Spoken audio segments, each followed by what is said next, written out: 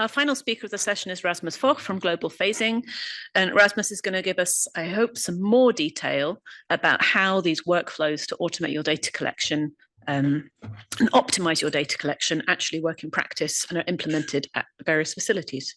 Okay. Good. Super. Yeah. So I'd like to thank for getting the opportunity to give this talk. I am not the kind of person you would normally propose for this kind of slot. I am, in fact, I have to admit it, an old NMR spectroscopist. But so I had never expected to be here, and I shall do my best to rise to the occasion.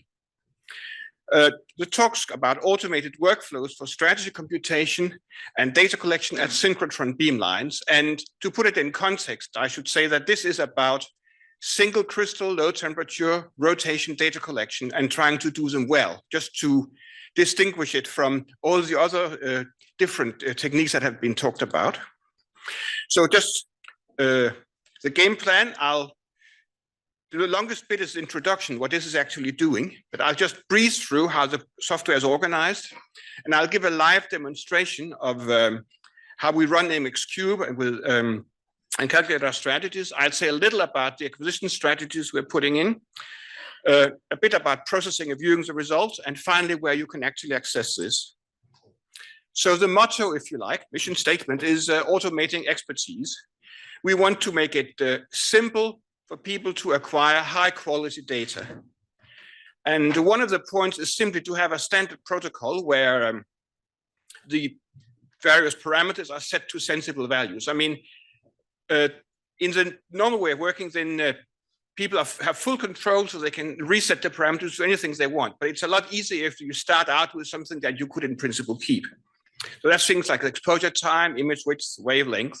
You can set them from defaults, or you can put them in the diffraction plan in SPI. Some things can't be defaulted because they depend on the sample. But for that, we try to calculate a good value, like for the dose budget, the transmission, and to pre-select the indexing solution for you. You can override that. I think the only thing that is sample dependent that the user actually has to put in is the resolution that determines the detector distance. Then if you do MAD, you need to set the wavelengths, and the centering has to be done. I should say that at this level, our gold standard is we try to be about as good as an experienced crystallographer who knows the sample and who has time to think, which may not always be the case at 2 in the morning. We can't do better than that, but we hope we can get close. And I should say that with this kind of thing, there are time quality trade-offs. If you're in very much of a hurry, then something has to give, right? So we are not talking about ultra high throughput work here. That's other people do that, we don't. But basically we have a quick and a full strategy. The quick strategy is just a single 360 degrees, but we make sure to orient the crystal so you avoid bad orientations and you don't get large costs of missing data. And the cost of that is you have to have a reasonably good characterization, and you have to run enough of XDS to find the spots and get an indexing solution and an orientation matrix. Then the one we most like, of course, is the full strategy. That is what Elspeth Garman calls that's low dose rate, high multiplicity, multiple sweeps. And that has an additional overhead because you have to acquire longer, and with multiple orientations, you have to recenter the crystal between orientations. We've tried, but the best calibration we can do, we can't get more than about 10 micron reproducibility in calculated recenterings. And for some crystals, that's not enough.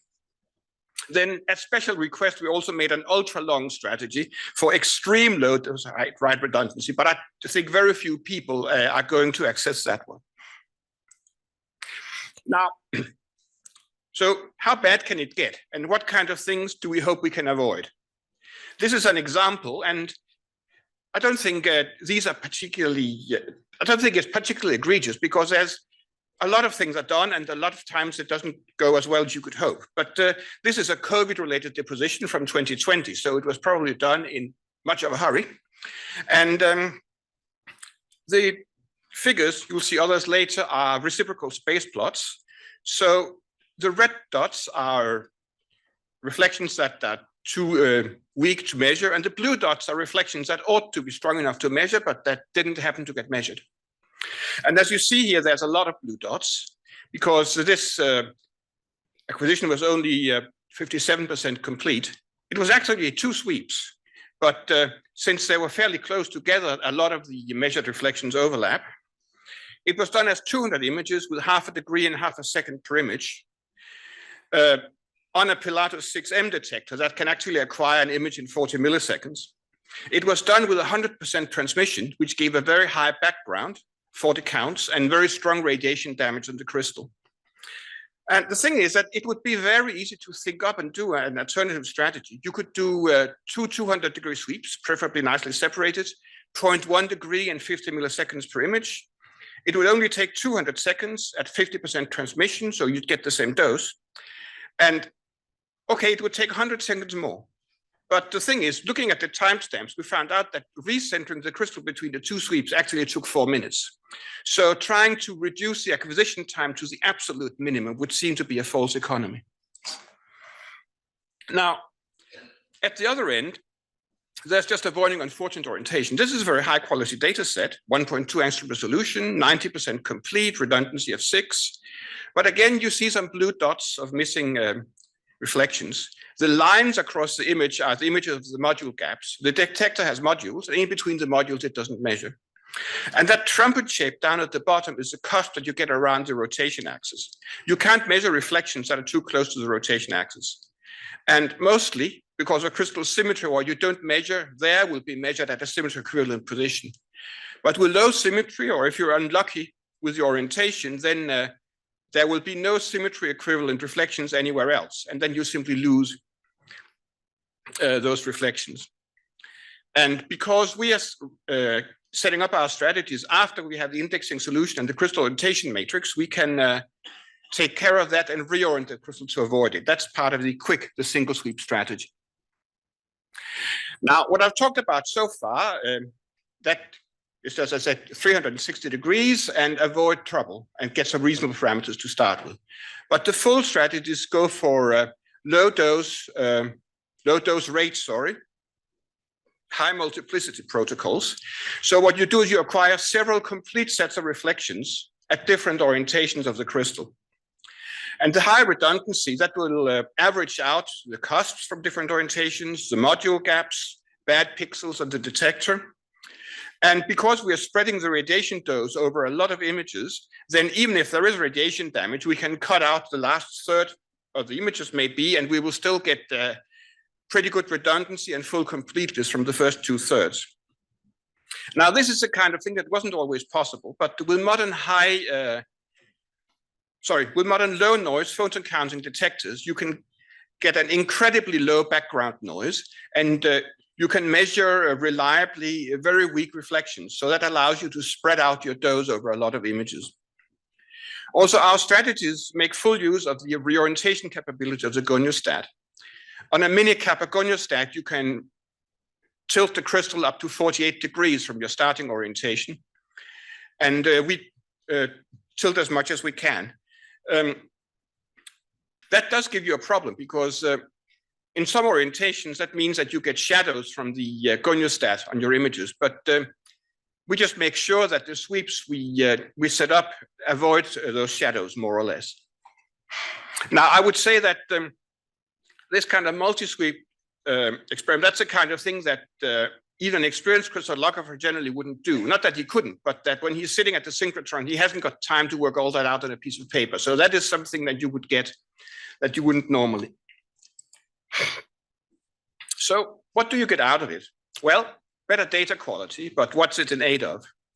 I mean, ultimately, what you want is better electron density maps that allows you to make better structures.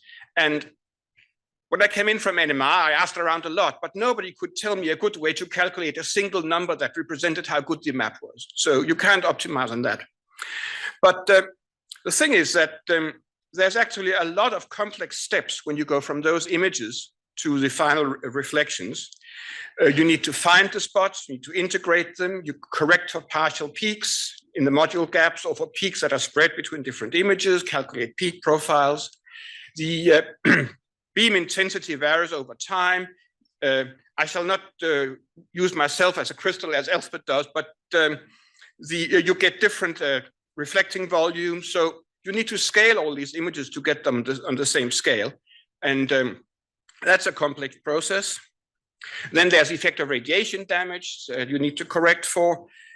And I think all the programs, they do merging and outlier removal so that they can get a good data set, even if there's a lot of problems by removing the outliers. But clearly, the better data you go in, the more robust all those steps are, the more reflections you get through, and the better the final result. This is just an example of strategies. This is again a reciprocal space, the unique region of a monoclinic crystal. And on the left, we have a quick strategy. You still see the green lines from the module gaps, and that orange splotch is the head of the cusp trumpet. And okay, we get redundancy from ranging from about 2 to 8 on this, but no blue points, nothing missing. On the right, we have a 4-sweep strategy, also for monoclinic. And here redundancy goes up to about 19. That's a bit more than twice as much, which makes sense because we are doing a bit more than twice as many images. But the interesting point is that on the left, the lowest multiplicity is only a quarter of the maximum, whereas on the right, it's 2/3 of the maximum. So that's a gain you get from doing multiple sweeps. And this is a data set from our collaboration with Ashwin Chari, who is working to produce extremely high quality data. And part of that is our workflows. There are other very important parts, not least getting very good crystals to start with and having a good beam to run it on. So it's not just us, but this shows the effect of the workflow. So these are 2 comparable crystals from the same batch. And on the left, we have a single 360-degree sweep. On the right, we have a 3-orientation multi-sweep, the same total dose in each case. And you will see that all the quality factors are a bit better in the 3-sweep experiment. This is quite a challenging one, 560 kilodalton, but you'll see the resolution's better on the right. The result is less anisotropic. We have twice as many reflections, 50 million, and about 20% more unique reflections measured. And this is a view of the results. You see again the reciprocal space plots with some blue missing reflections on the left and not on the right. And I am not a crystallographer, but if you look at this, you will see that in the right-hand data set, you see some partial waters from an alternative water network that you couldn't see on the left. You see alternative conformations that you couldn't see on the left. So you do get better data out of this. And you can actually use that. So I shall breeze through this.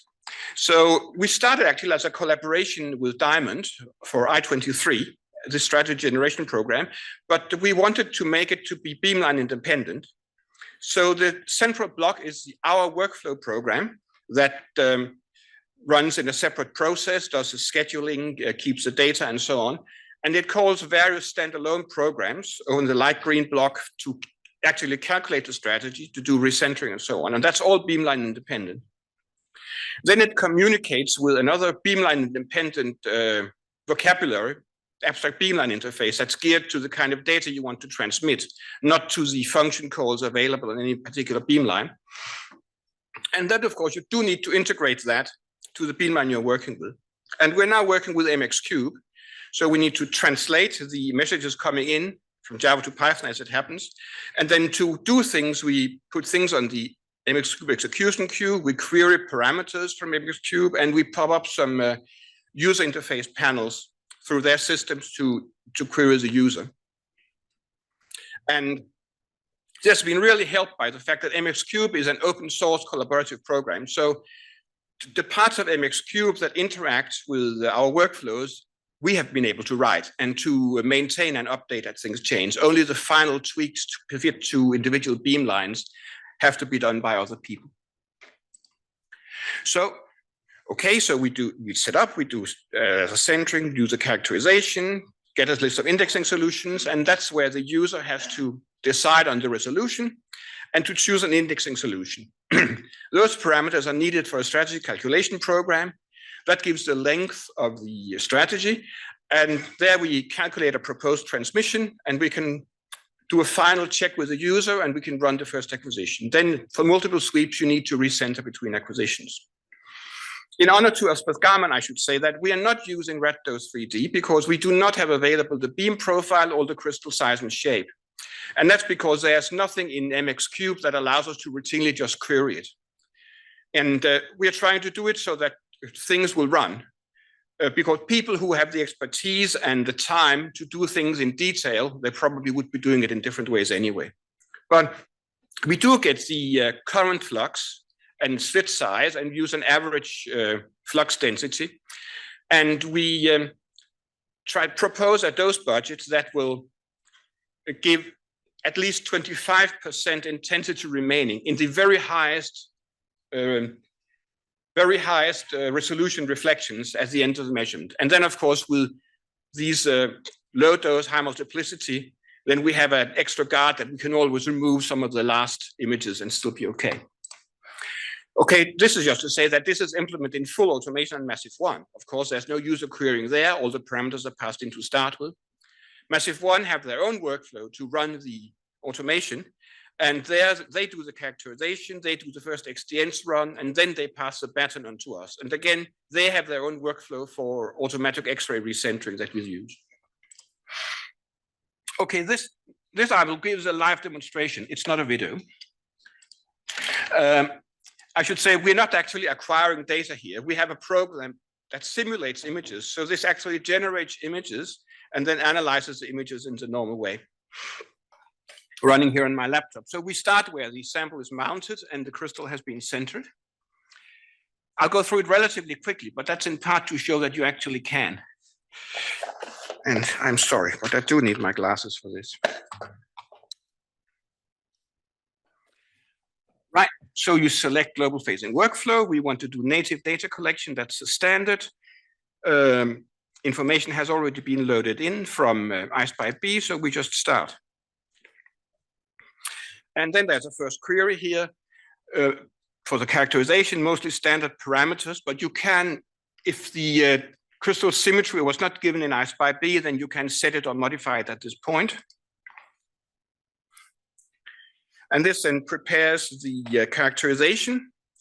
That's a standard fixed protocol. We use 5 very thin wedges to get a robust result. And it uses automatically 5% of the total dose budget for characterization, but you can override that.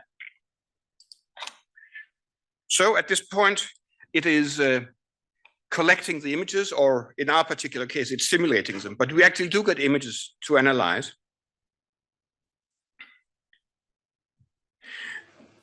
And it runs XDS in the background, and it gets us our proposal for the indexing solution. Okay, the green lines are the ones that fit with the input strategy and selects the best quality green line. But again, you can choose another one if you prefer it, and you can give it some extra information about alternative centerings or alternative structures and so on. And this is where you need to change the resolution, having looked at the characterization images probably, and you can change the acquisition strategy you want. We'll just stick to full. And now it calculates the strategy.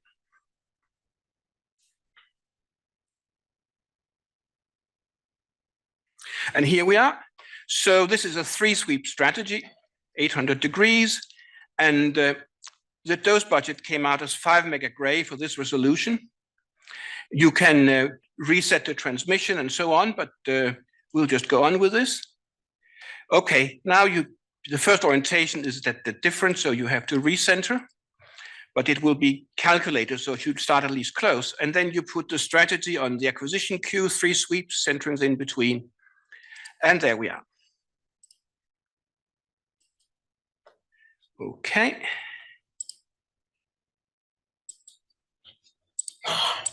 Yeah, I had a backup version here.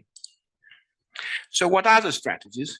First, I should say something about shadowing, because you see here on the left a view of the goniostat. Yeah, the X-rays come in from the right, the crystals at the end of the red dot, and the detectors on the left, and in this orientation, it's clear that some of the reflections can be blocked by the goniostat. But that only happens in this orientation. If you rotate 180 degrees, the goniostat will be out of the way. So you can see here, these light blue are where we have shadowing, and if at low kappa, you have no shadowing, and at high kappa, you can select 180-degree range with no shadowing, which will still give you full completeness, even in P1. So we can pretty much avoid shadowing just by setting the right omega starting values. The strategies vary by symmetry. You see it from 4 sweeps, 900 degrees at P1 to 1 sweep, 360 degrees at cubic. And the kind of redundancy, you get maximum redundancy, also varies. Actually, we do 190 degrees rather than 180 because it's slightly better for the scaling that you have a good overlap between the first and the last images in a sweep. This is a couple of examples. P1 on the left. All you can really do is just do an orientation and then go out as far as possible to do some others. On the right, we have another example of a monoclinic 4 sweep. We've seen one of those before that averages things out. Okay, we do support phasing strategies as well. Anomalous dispersion depends on having on measuring very small differences between pairs of equivalent reflections. And of course, they should be acquired at the same scaling, the same radiation damage, the same orientation, and so on as far as possible. So always possible. But if you align on even symmetry axis, you get equivalent reflections on the same image, which is great. If not, you can interleave between omega and omega plus 180 degree and get them at least close. And if not, all you can do is to have a high redundancy so you can get a complete set at 1 radiation damage before you move on. Okay, I'll skip that. We found it a problem that the various pipe synchrons we work with tend to have viewers that are organized per sweep because an acquisition is a sweep. And the automatic processing processes sweeps one at a time. But of course, for us as experiment, there's multiple sweeps. And those are, our processing software handles that together, incorporates the relationship between the sweeps and produces a single result. And so we came up, this is just a prototype, but one user had done a 3,000 multi-sweep experiments and really needed a compact way of keeping track of them. So I shall breeze through this a bit, but the main point of this spreadsheet is that there's 1 line per experiment, and there are parameters that are relevant to the entire experiment, from which strategy you ran, input symmetry, resultant symmetry, and if it was, whether it was processed, the resolution and diffraction limits, so on. Okay, there's a detailed file as well, including describing the exact sweeps we have and their purpose and so on, but I shall breeze through this. The last bits are just table 1 anyway. And finally, deployment. We've been working with a lot of different people at different beamlines to get this tested and set up and working. And at P14 in Hamburg, this is now available on request. And in our collaboration with Gleb Burenkov and Ashwin Cherry, there's been over 3,000 data sets run. That's not for test, that's for use. At Proxima 2 Soleil, our workflows are available on request. We've done a lot of work with Alba Shallock, but they lost a software support and had to do a lot of upgrading themselves. So they're now working on upgrading this. It's running there, but upgrading is to production ready. Massive 1, our workflows are again available on request, and they're fully incorporated in their unattended data collection workflow. ESRF and MAX4 was a particular problem because they use the web version interface rather than the Qt version interface. And since we do have some interface bits that had to be coded, I tried to do it myself, but I had to learn JavaScript first, and that proved to be too high an activation barrier. But fortunately, the people at the ESRF came to help, and they're now writing a prototype for the user interface bit. So hopefully that should be in a matter of a number of months be available as well. And I'll leave the acknowledgement slide. On the left, we have all the different people we have been working with on this. I should say that this project started as a collaboration with Diamond for I-23 with Armin Wagner and Kamal El-Omari. I always thank the Global Phasing Consortium, which is not only financing us, but suggesting these kind of things that are worth doing. And we have been really happy and got a lot of help and input working with the MXCuBE collaboration. And I thank you for your attention.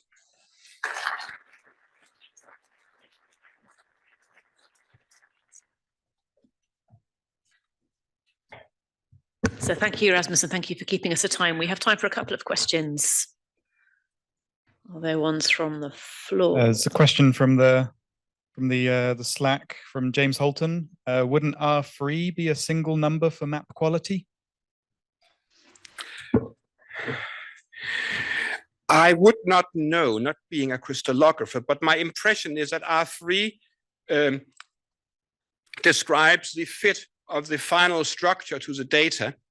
And what we're looking at here for just the data acquisition is a number that describes the quality of the data without bringing in the extra complication of the structure you fit it to. But you're the crystallographer, so you can tell me I'm wrong. Hi, Elke de Zitter from the IBS in Grenoble.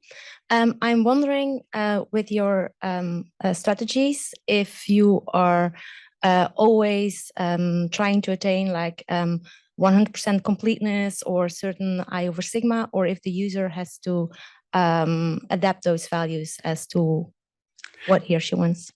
You only choose either quick or full. You try for 100% completeness in either case.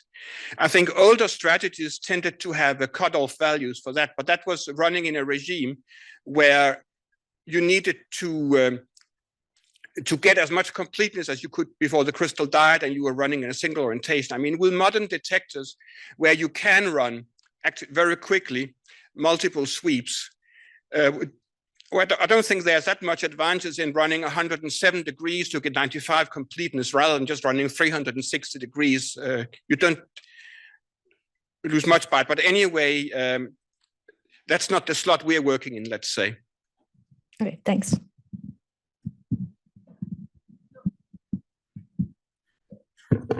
Not seeing any more pressing questions from the audience. There's nothing in the Slack. Sam? There was one from Graham saying, please, can we use multiplicity in place of redundancy?